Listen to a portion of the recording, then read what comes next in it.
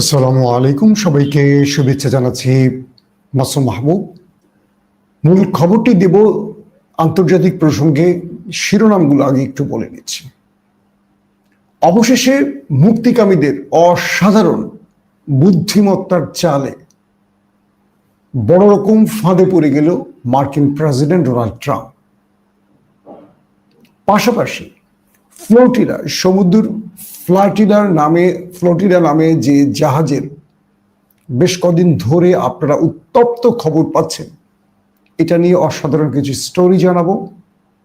পাশাপাশি গাজা নিয়ে মুসলিমদের সাথে পুরো পৃথিবী একজোট হয়েছে, এর নেপথ্য আসলে কারণ কি তারও প্রেক্ষাপট তুলে ধরব এবং এই জাহাজ যাত্রার নেপথ্যে কে ছিলেন সেই বিষয়টিও আপনাদের জানাবো আজকের বুলেটিনে।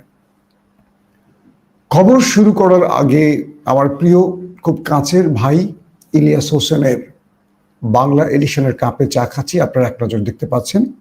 অবশ্যই ইলিয়াসের এই চ্যানেলটি আপনাদের ভালো লাগার অনেক কিছু আছে, দেখবেন।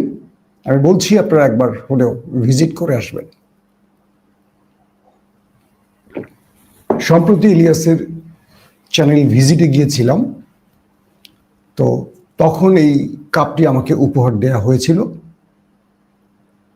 ইলিয়াস এবং তার ছোট ভাই আলামিন সবার জন্য এবং তার পুরো টিমের জন্য আমার ভালোবাসার দোয়া রইল। প্রিয় দর্শক, যে খবরটি দিয়ে শুরু করতে চাই, মিশর সিনাই উপত্যকা অর্থাৎ দখলদার দেশটির প্রতিবেশী রাষ্ট্র মিশর বিগত কয়েক মাস ধরে ব্যাপক প্রস্তুতি নিচ্ছে একটি সামরিক অভিযানের। মিশরের গণমাধ্যমগুলো থেকে যে তথ্য পাওয়া যাচ্ছে সেটা হলো মিশর তার বিশাল সামরিক বাহিনীকে রাফা পাশাপাশি সিনাই উপত্যকায় জড়ো করেছে। দখলদারদের উপরাষ্ট্রদূত জানিয়েছেন, দখলদার বলতে আমি কোন দেশটিকে বোঝাই আপনারা বুঝছেন, আমি রাষ্ট্রের নাম উল্লেখ করছি না, আপনারা বুঝে নেবেন। দখলদারদের উপরাষ্ট্রদূত জানিয়েছেন মিশর দখলদারদের বিরুদ্ধে একটা যুদ্ধের প্রস্তুতি নিচ্ছে এবং সেই প্রস্তুতির হিসেবে তারা সীমান্তের কাছাকাছি টানেল বা সুড়ঙ্গ খনন করেছে এবং তারা আধুনিক অস্ত্রশস্ত্র জড়ো করেছে। বিশাল একটা সেনাবাহিনীকেও সিনাই উপত্যকার কাছাকাছি জড়ো করেছে। বলা হচ্ছে যে কোনো সময় মিশর নেমে পড়তে পারে দখলদারদের বিরুদ্ধে যুদ্ধে। কে বলছে? দখলদারদের উপরাষ্ট্রদূত।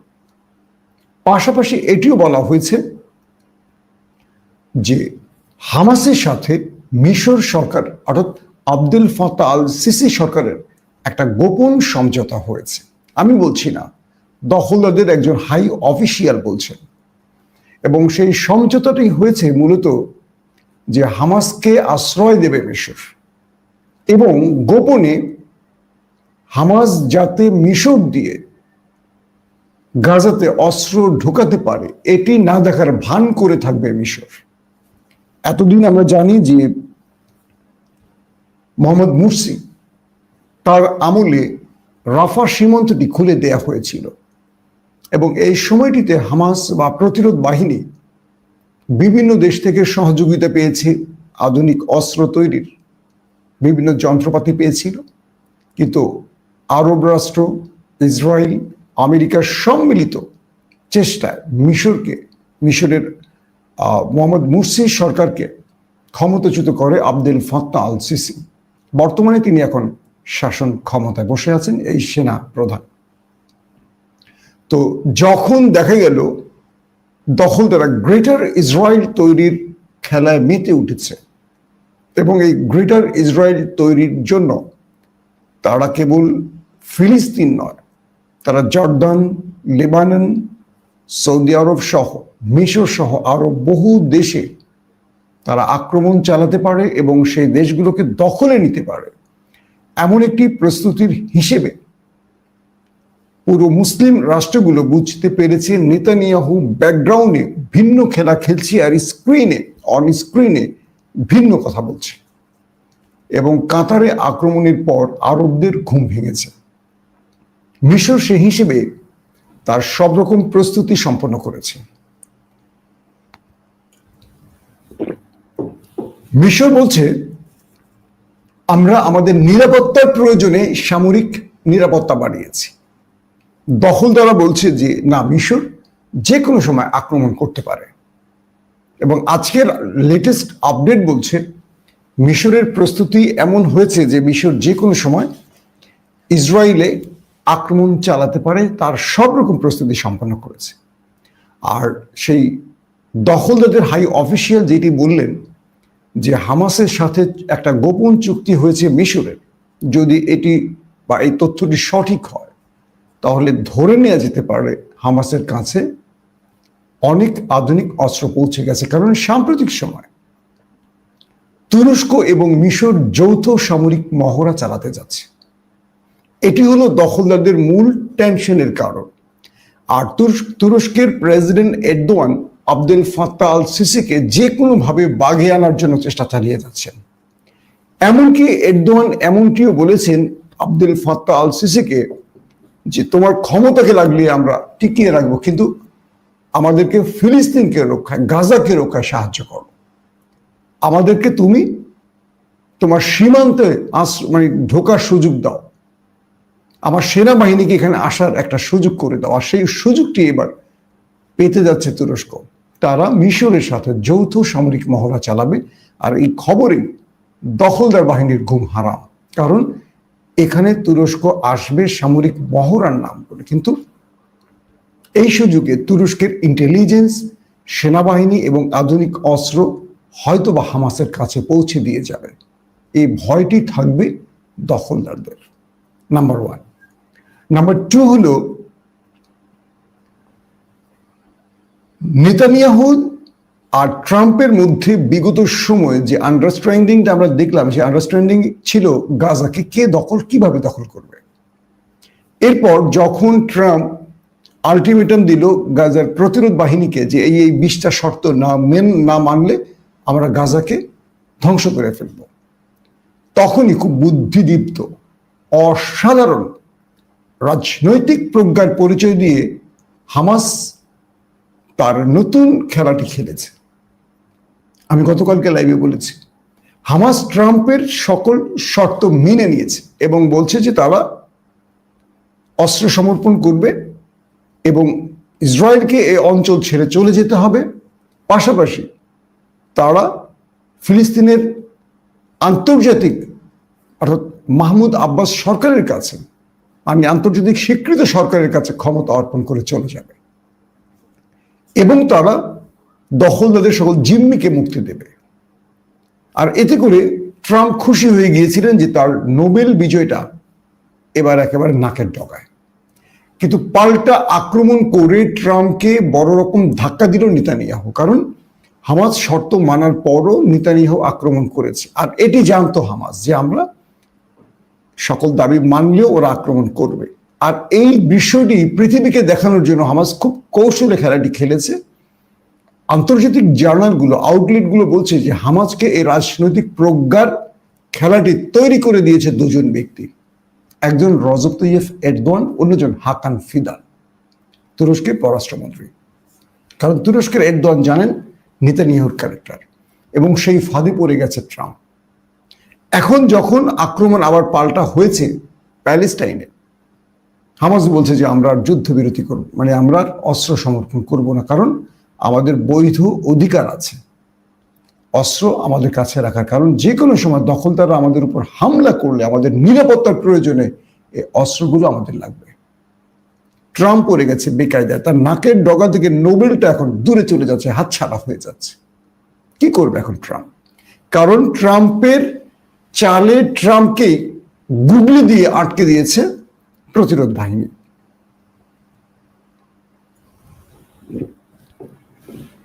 এখন ট্রাম্প বুঝতে পারছেন না তিনি কি করবেন, কারণ তিনি যে শর্তগুলো দিয়েছেন সেই শর্তগুলো তো হামাস মেনে নিয়েছে।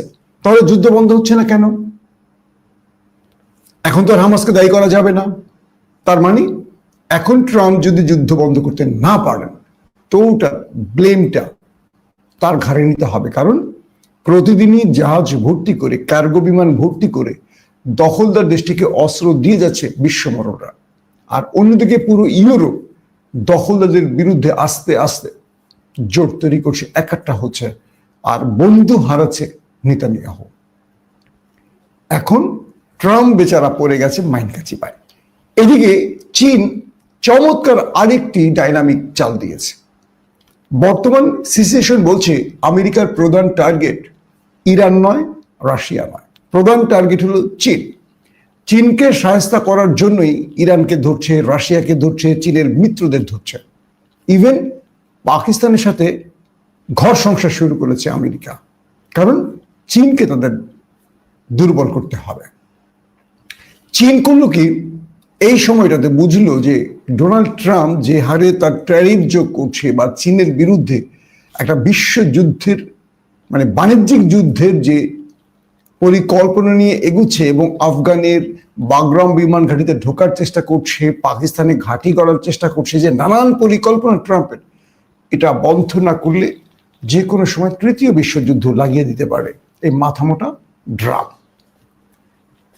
চীন, ট্রাম্প যেহেতু বাণিজ্য করা মানুষ, ব্যবসায়ী ব্যক্তি, তাকে নতুন একটা চাল দিল, আর চালটি হলো তাকে বলল তোমাকে $1 ট্রিলিয়ন মার্কিন ডলার দেয়া হবে, আসো তোমার সাথে একটা সমঝোতা করি। কি সেটা? আমি চীন থেকে তোমার দেশে বিনিয়োগকারী পাঠাবো, যারা মানে $1 ট্রিলিয়ন মার্কিন ডলার নিয়ে, বিশাল অ্যামাউন্ট নিয়ে ঢুকবে তোমার দেশে, এবং তোমার দেশে শ্রমিক তৈরি করবে, তোমার যে বেকারত্ব সেটা দূর করবে চীন। চীন কেন হঠাৎ করে আমেরিকাকে এই ফাঁদটি বা আমেরিকাকে নতুন এই লোভনীয় অফারটি বা বর্ষিটা মুখের সামনে ফেললো? প্রধান কারণ, চীন আমেরিকাকে বশ করতে চায়। আর এই যে $1 ট্রিলিয়ন চীন দেবে, এমনি দেবে না, দান করবে না, আরবদের মতো মাথা বিক্রি করবে না। চীন যেটা করবে সেটা হলো, চীন চাইছে তার যত আধুনিক প্রযুক্তি হোক, সেটা ইলেকট্রিক গাড়ি হোক, সেটা আধুনিক কোনো যন্ত্রপাতি, বা চীন যে উৎপাদন করছে বিশ্বমানের যেই পণ্যগুলো, যেগুলো ইউরোপ আমেরিকায় ব্যাপক চাহিদা রয়েছে, চীন সেই বাজারটা তৈরি করতে চাচ্ছে এখন আমেরিকায়।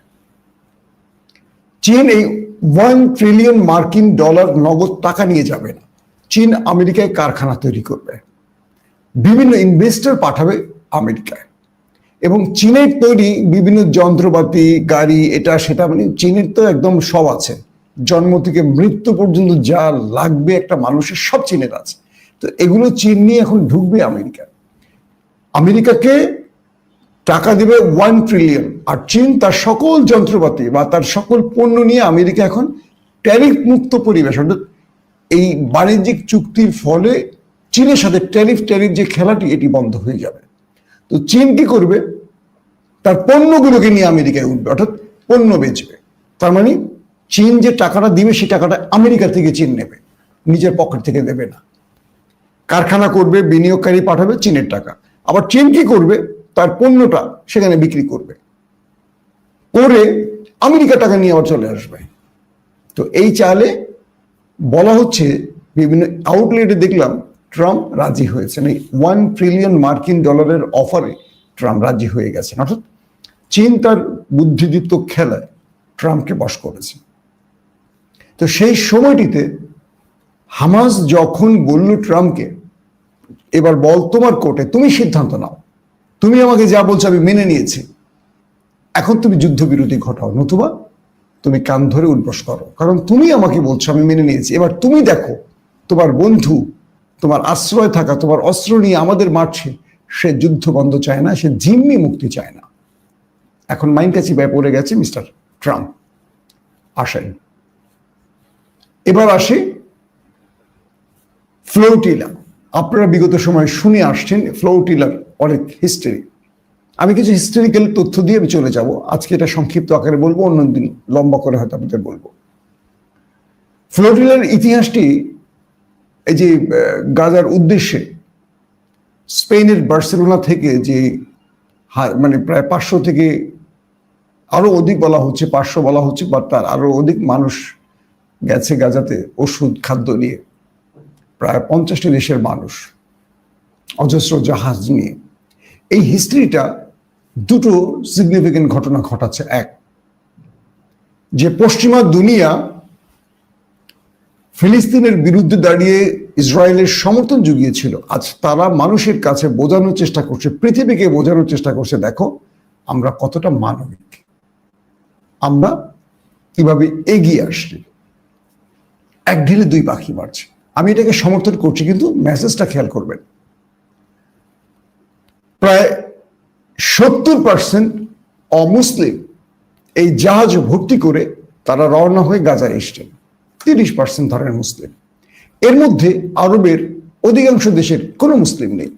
বাংলাদেশ থেকে আমাদের একজন ফটোগ্রাফার শান্তিকামী ভাই শহীদুল আলম ভাই আছেন, পাকিস্তান জামায়াতের একজন অন্যতম নেতা আছেন, সিনেটর মোশতাক আছেন, এবং সবচেয়ে বেশি রয়েছে মুসলিমদের মধ্যে তুর্কি নাগরিক। মিস্টার মাইকেল তিনি এই ফ্লোটিলার প্রচলনটি এনেছিলেন সামনে। অস্ট্রেলিয়ান এই নাগরিক প্রথম তিনি ত্রাণ নিয়ে এই গাজাতে এসেছিলেন, তখন ইসরায়েল তাকে গ্রেফতার করেছিল। তো মিস্টার মাইকেল ইসরায়েলের কারাগারে থাকা অবস্থায় তিনি খুব কষ্টের একটা চিঠি লিখেছিলেন যে আমি ইসরায়েলের কারাগারে আছি গাজাকে সাহায্য করতে এসে, আমার ভয় আমাকে আর কখনো ইসরায়েল গাজাতে প্রবেশ করতে দেবে না। তখন তিনি কি করবেন ভাবছিলেন। এরপর তিনি মুক্তি পেয়ে তার দেশে ফেরত গিয়ে তিনি দেখলেন যে একা গিয়ে আর লাভ হবে না। তখন তিনি এই ফ্লোটিলার রেওয়াজটি, অর্থাৎ এটি একটা স্পেনিশ শব্দ, আপনারা জানেন, অনেকগুলো জাহাজের সম্মিলন, এটাকে বলে ফ্লোটিলা। তো সেই ফ্লোটিলা নিয়ে তিনি এসেছিলেন। 2008-এ তিনি গাজার উদ্দেশ্যে এসেছিলেন এবং সেই সময় তার উপর হামলা হয়। 2010-এ তিনি আরো অধিক জাহাজ নিয়ে এসেছিলেন মিস্টার মাইকেল, তার উপর হামলা হয় এবং প্রায় 9 থেকে 10 জন বা 1 ডজনের মতো মানুষকে হত্যা করা হয়। এবং এই যে মিস্টার মাইকেল বারবারই এসেছিলেন, নেপথ্যে তাকে সব রকম সহযোগিতা করছিল একটি মুসলিম দেশ, তার নাম তুরস্ক। তো সর্বশেষ যখন পৃথিবীর প্রায় 5 শতাধিক মানুষ বা আরো বেশি মানুষ, 44টি দেশের নাগরিকরা অনেকগুলো জাহাজ নিয়ে গাজার উদ্দেশ্যে রওনা হয়েছিলেন, এর নেপথ্যে পুরো খেলাটি পরিচালনা করেছিল এরদোয়ান সরকার। এবং সেখানে পৃথিবীর বিভিন্ন শ্রেণীর মানুষ ছিলেন, মার্কিন অভিনেতা, ইউরোপের বড় বড় আইনজ্ঞ, লেখক, সাংবাদিক, অভিনেতা, অভিনেত্রী, হ্যাঁ, কন্টেন্ট ক্রিয়েটর, বিভিন্ন পেশার মানুষ। বাংলাদেশের শহীদুল আলম ভাই পাকিস্তান থেকে গেছেন, পাকিস্তান জামাতের অন্যতম নেতা সিনেটর মোশতাক, আর অনেকেই গেছেন। তো সবকিছু মিলে হিসেবে দেখা গেল 70% বা তার চেয়েও বেশি অমুসলিম, 30 বা 35% মুসলিম। তো এটাকে দেখিয়ে এই দৃশ্যটিকে দেখানো হয়েছে পৃথিবীব্যাপী। প্রশ্ন হলো, যদি একবার চিন্তা করেন, গত 2023-এর 7 অক্টোবর থেকে যে লড়াইটা শুরু হয়, এই লড়াইতে আমরা শুধু দেখেছি যে মুসলিমরাই মারা গেছে। যতগুলো সাংবাদিক প্রাণ হারিয়েছে দখলদারদের আক্রমণে, ম্যাক্সিমাম তুরস্কের TRT ওয়ার্ল্ড কিংবা আল জাজিরার মুসলিম সাংবাদিক। আজকে আমরা যে দৃশ্যটা দেখছি যে অমুসলিমরা গাজার উদ্দেশ্যে এগিয়ে আসছে মানবিক কাজে, এটা প্রশংসনীয়, কিন্তু এটা নেপথ্যে একটা খেলা আছে। ওরা জানে যে ওদের উপর কখনো দখলদাররা হামলা করবে না বা ওদের প্রাণ নাশ করবে না, এবং ওরা একদিকে অস্ত্র দিয়ে হেল্প করছে ওদের রাষ্ট্র, আবার ওরা এই মানবিক আহ্বানে এগিয়ে আসছে এবং সর্বশেষ একটা উইন উইন সিচুয়েশনে এই খেলাটা শেষ করতে চাইছে, এমন একটা ধারণা আসছে। পাশাপাশি দখলদারদের এই চেহারাটা বিগত 2 বছর ধরে গাজার প্রতিরোধ বাহিনী এমনভাবে পৃথিবীর কাছে তুলে ধরেছে যে ইউরোপের মানুষগুলো বুঝতে পেরেছে এতদিন ধরে এই দখলদার দেশটি তাদের মিথ্যাচারের মাধ্যমে আটকে রেখেছিল।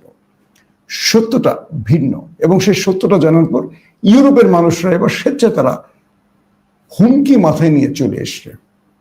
আজকে লেটেস্ট আপডেট বলছে 174 জনের মতো ব্যক্তিকে দখলদাররা মুক্তি দিয়েছে। তবে যারা মুক্তি পেয়েছেন তারা আন্তর্জাতিক গণমাধ্যমগুলোকে বলেছেন যে তাদের উপর ব্যাপক নির্যাতন করা হয়েছে। তাদের দীর্ঘ কয়েকদিন ধরে ঘুমোতে দেয়া হয়নি, তাদেরকে খাবার পানি দেয়া হয়নি, তারা বাথরুমের পানি খেয়েছে, তাদেরকে 3-4 দিন ধরে খাবার খেতে দেয়া হয়নি, তাদেরকে দাঁড় করিয়ে রাখা হয়েছে, তাদের মাথার সামনে বন্দুক ধরে বন্দুকের যে লেজার সেই লেজার সেট করে গুলি করার হুমকি দেয়া হয়েছে। নানান রকম নির্যাতন করা হয়েছে এই ব্যক্তিদের। তো এই যে বিষয়গুলো ঘটছে, এই বিষয়গুলোর কারণে দখলদাররা আরো চাপে পড়ে যাচ্ছে। আর দখলদাররা চাপে পড়ার সঙ্গে সঙ্গে আমেরিকার মতো দেশটিও চাপে পড়ছে, কারণ পুরো ইউরোপের নাগরিকরা এখন এই দৃশ্যগুলো তুলে ধরছে বিশ্বের কাছে। আর যখন তাদেরকে গ্রেফতার করা হচ্ছে, মানে এই জাহাজগুলোকে নিয়ে যখন এসছিল, তখন এই জাহাজগুলোকে গাজায় পৌঁছতে না দিয়ে এদেরকে নিয়ে যাওয়া হয়েছে আশদুদ, ইসরায়েলের একটা বন্দরে। তো সবকিছু মিলে দখলদাররা ব্যাপক যেমন চাপে পড়েছে, তেমনি আন্তর্জাতিকভাবে দখলদাররা একঘরে হয়ে যাচ্ছে। এখন এখান থেকে দুটো মেসেজ আমি আপনাদের বললাম। একটি হলো মানবিক মানুষরা গাজাকে নতুনভাবে পৃথিবীকে দেখাচ্ছে, 1। 2, ইউরোপ আবারও প্রমাণ করতে চাইছে যে আমরা মানবিক কাজে আছি। কিন্তু এই দুই বছরের যুদ্ধে একজন ইউরোপীয় সাংবাদিক মারা যায়নি, একজন নাগরিকও মারা যায়নি গাজাকে রক্ষায়। মারা কিন্তু মুসলমানরাই গেছে। তারা অস্ত্র দিয়ে মারবে, আবার তারা মানবিক সেজে পৃথিবীকে ভিন্ন বার্তা দেবে। এই খেলাতেও তারা একটা ন্যারেটিভ তৈরির খেলায় বিজয়ী হওয়ার চেষ্টা করছে। আর আমরা বোকা মানুষগুলো, বোকা মুসলিমগুলো আমরা দেখছি আর হাততালি দিচ্ছি। তবে মিস্টার এরদোয়ান এই অসাধারণ খেলাটার নেপথ্যে খেলেছেন। এই ফ্লোটিলা জাহাজের যে সম্মিলন ভূমধ্যসাগর পেরিয়ে এসছে গাজার উদ্দেশ্যে, এটার পেছনে এরদোয়ান সরকার আছে, এমনটি প্রকাশ্যে গণমাধ্যমগুলোতে এসছে দখলদারদের গণমাধ্যমে। তাই তাদের এখন ভয় যে আগামী নেক্সট ফ্লোটিলায় তুরস্ক কোন চমকটি দেখাতে পারে, এবং সেখানে কি তুরস্ক বা আদার্স প্রতিটি দেশ সামরিক বহর পাঠাবে কিনা ত্রাণবাহী জাহাজের সাথে। নতুন রকম পরিকল্পনায় এরদোয়ানের তুরস্ক আবারও একটা খেলা খেলতে পারে। এজন্য দখলদার দেশটি নতুনভাবে চিন্তা করছে। তবে সর্বশেষ যে বার্তাটি দিয়ে এই ভিডিওটি শেষ করতে চাই, সেটি হলো পুরো পৃথিবীর কাছে নেতানিয়াহু প্রশ্নবোধক চিহ্নে আটকে গেছে। এখন তার পথ একটি, যুদ্ধ বন্ধ করা। যুদ্ধ বন্ধ করা মানে হলো তার ক্ষমতা হারা, অর্থাৎ তিনি যে প্রচুর দুর্নীতি মামলায় তার উপরে রয়েছে, এই মামলাগুলোর বিচার শুরু হওয়া। আর বিচার শুরু হওয়া মানে আজীবনের জন্য কারাগার তার ঠিকানা। আর এখান থেকে বাঁচার একটি পথ, যুদ্ধকে লং করে, যুদ্ধকে দীর্ঘ করে যতদিন পারে টিকে থাকা। এখন প্রশ্ন হলো, শেষ পর্যন্ত যুদ্ধ কি বন্ধ হচ্ছে, নাকি এই যুদ্ধ নতুন নাটকীয়তা আবারও অন্যদিকে মন নেবে? সেটা হয়তো আমরা সামনের সময়গুলোতে বলতে পারবো। বিদায় দিচ্ছি আজকের মতো। প্রত্যেকে ভালো থাকবেন। আল্লাহ হাফেজ।